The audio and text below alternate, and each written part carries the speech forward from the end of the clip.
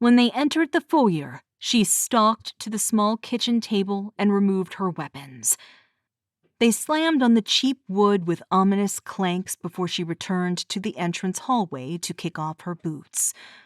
Anxious for some solace to gather herself, she turned to walk to the bedroom. Dominic's hand snaked around her wrist, forcing her to halt. Ariana pivoted, anxious to run from the feelings that pulsed in every cell of her body when he was near. Furious at being manhandled, she attempted to yank her arm from his grasp. "Let go of me!" Fire flashed in his eyes, and a muscle ticked in his jaw. His gaze bore into hers, dark and fierce, as he pushed her toward the wall. "What are you—" "Not this time," he said, the arousal-laden timbre of his voice shooting sparks of desire through her frame. "No more running, Ari." Pressing her to the wall, he stepped forward, crowding her. The roof of her mouth turned to dust, dry as sandpaper, as his evergreen scent overwhelmed her. Tilting her head back, she stared into his eyes, determined not to look away.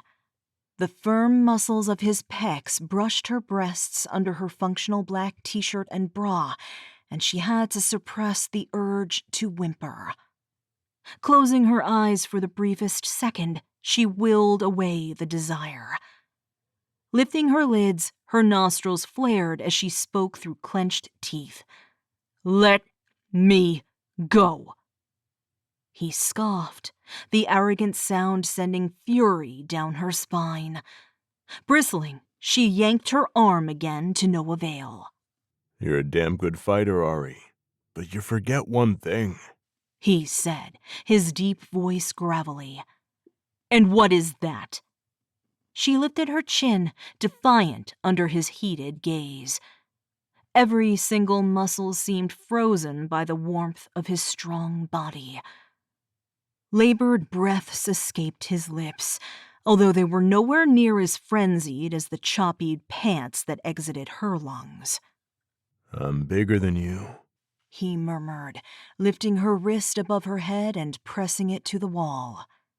His fingers cinched on the soft flesh there. "Bigger doesn't mean stronger," she grunted before lifting her free hand, intending to punch every tooth out of his mouth. He caught her balled fist in his palm as if she'd aimed for it. Sputtering, she cursed and struggled against him as he lifted that arm beside her other one.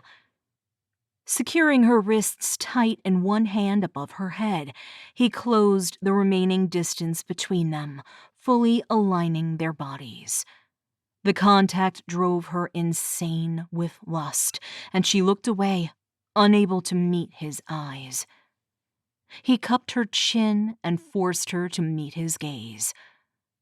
The urge to lodge her knee in his balls roared, and recognition lit his brown irises. Full lips curled into a sexy grin as his warm breath skated across her cheek. "Don't do it," he murmured. "I desperately need that part of my anatomy." "Not around me," she said. "I'm not Danny." Dark eyes roved over her face, contemplative and hesitant. "Using Danny as an excuse isn't going to work anymore," he finally said. "My feelings for her were a coping mechanism. I know you understand that somewhere in that infuriatingly hard head." Sliding his fingers to her temple, he gently tapped.